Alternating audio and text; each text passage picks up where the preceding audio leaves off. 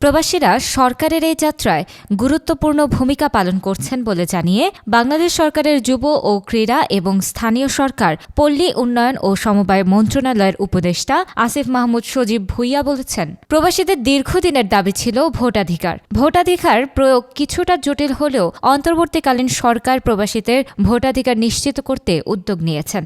সরকার ইতোমধ্যে দেশ বিদেশের বিভিন্ন এক্সপার্টদের থেকে পরামর্শ নিচ্ছেন যে কিভাবে প্রবাসীদের ভোটাধিকার নিশ্চিত করা যায়। শুক্রবার সন্ধ্যায় আজমান উইমেন অ্যাসোসিয়েশন হলে বাংলাদেশ কমিউনিটির আয়োজিত সংযুক্ত আরব আমিরাতে 2024-25 সালে নির্বাচিত 52 CIP সংবর্ধনা অনুষ্ঠানে প্রধান অতিথির বক্তব্যে তিনি এসব কথা বলেন।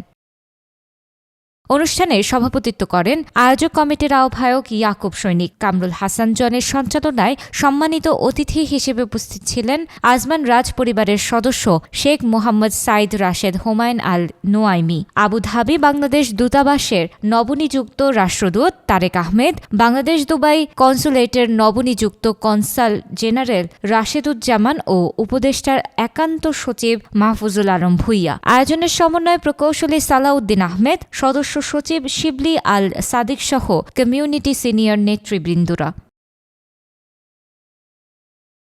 বাংলাদেশে বিনিয়োগের আহ্বান জানিয়ে আসিফ মাহমুদ বলেন, আপনারা বৈধ পথে রেমিটেন্স পাঠিয়ে রেকর্ডের পর রেকর্ড গড়ছেন, একটি সংকটকালীন অর্থনৈতিক পরিস্থিতি থেকে উত্তোলনে সহযোগিতা করছেন। ক্রীড়া উপদেষ্টা বলেন, দেশের রাজনীতিতে ইতিবাচক প্রতিদ্বন্দ্বিতা থাকবে, তবে শত প্রতিদ্বন্দ্বিতা থাকলেও জাতীয় প্রশ্নে আমরা ঐক্যবদ্ধ থাকব।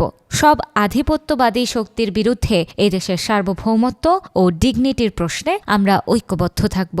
তিনি বলেন, অর্থনৈতিক সামাজিক প্রবৃদ্ধির মাধ্যমে প্রতিবেশীদের জন্য ঈর্ষার কারণ হবে বাংলাদেশ। এর জন্য আমাদের প্রয়োজন জাতীয় ঐক্যের। আমাদের ঐক্যবদ্ধ থাকতে হবে। আমরা মনে করি ঐক্যের মাধ্যমে এই কাঙ্ক্ষিত সাফল্য পৌঁছানো সম্ভব। পরে সংবর্ধিত CIPদের সম্মাননার স্মারক তুলে দেন। এরপর জমকালো সাংস্কৃতিক অনুষ্ঠান অনুষ্ঠিত হয়।